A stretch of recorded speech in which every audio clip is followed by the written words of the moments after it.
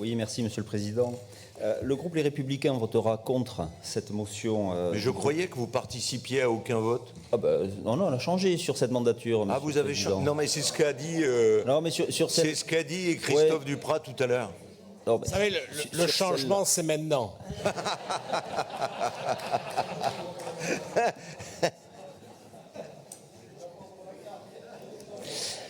Oui, donc je reprends. Je disais que sur cette motion-là, nous allions voter contre la motion du groupe Europe Écologie Les Verts sur l'extraction, sur la fin de l'extraction pétrolière.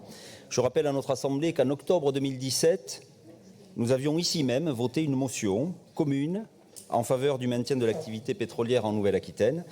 Et nous nous baserons uniquement sur l'aspect réglementaire et législatif.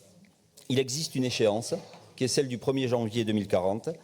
Alors vous pouvez vouloir imposer encore une fois une vision dogmatique, mais je vous dirai aussi que cela contribuera seulement à augmenter encore davantage le volume de nos importations d'ici à l'échéance et qui est légalement prévue, et donc l'augmentation du gaz à effet de serre. Un baril de pétrole produit en France génère en moyenne 3 fois moins de gaz à effet de serre qu'un baril importé. Donc si vous connaissiez l'entreprise Vermillon qui porte ce projet, vous sauriez aussi l'engagement qui est le sien sur le territoire. Vous omettez de dire que des synergies fortes existent avec les territoires qui accueillent les recherches de l'entreprise, et je pense notamment au chauffage des serres de tomates à Parentis-en-Born, chez notre amie Marie-Françoise Nadeau, ancienne conseillère régionale, par géothermie, un modèle qui a créé de nombreux emplois sur le territoire, ou encore l'écoquartier de la Teste, qui ont pu être réalisés grâce à cette entreprise. Je citerai également la chaufferie du lycée Condorcet d'Arcachon par géothermie. Ces projets-là ont été soutenus par l'entreprise Vermillon.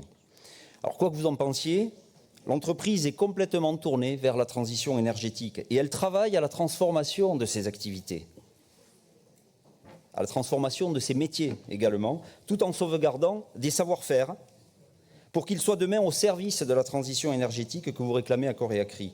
J'en veux pour preuve le projet Cyrus, reconvertissant les gisements pétroliers vers la production d'hydrogène décarboné, soutenu par les collectivités du territoire landais des Grands Lacs. Tout le projet que vous remettez en cause, avec quelques dizaines de personnes qui manifestent, est un projet qui rentre aujourd'hui totalement dans la légalité. Il rentre dans le cadre du Code minier. L'ensemble des activités sont en conformité avec la loi du 30 décembre 2017 et il n'y a pas d'extension du site pétrolier, puisque les forages que vous dénoncez, ici même, se font sur les sites existants. Donc, je ne vais pas m'attarder plus longuement. Vous avez un certain nombre d'arguments que je vous présente là pour justifier que nous votions contre cette motion.